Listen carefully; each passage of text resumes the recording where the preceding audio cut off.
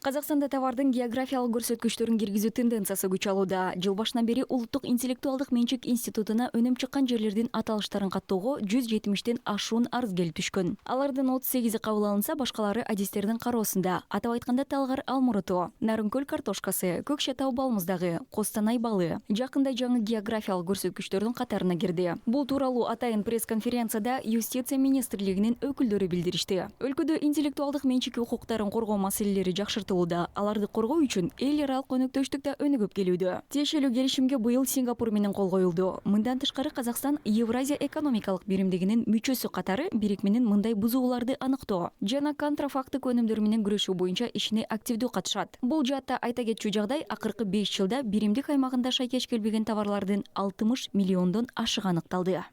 Сейчас уже завершается тестирование. Интеллектуалдык менчик объектилеринин бирдиктүү бажы реестри боюнча жүргүзүлүп жаткан сыноолор аяктоодо. Товардык белгилерди жана келип чыккан жерлердин аталыштарын каттоо тутумун түзүү тенденциясы да аяктоого аз калды. Башкача айтканда, биз азыр бул багытты өнүктүрүүгө жигердүү кириштик. Биз мүчө мамлекеттердин күч аракеттери белгилүү деңгээлде бири-бирине шайкеш келерин жана бул чаралардын бардыгы алардын ар бири үчүн бирдей натыйжалуу экендигин эске алуу менен тиешелүү укуктук базаны түзөбүз.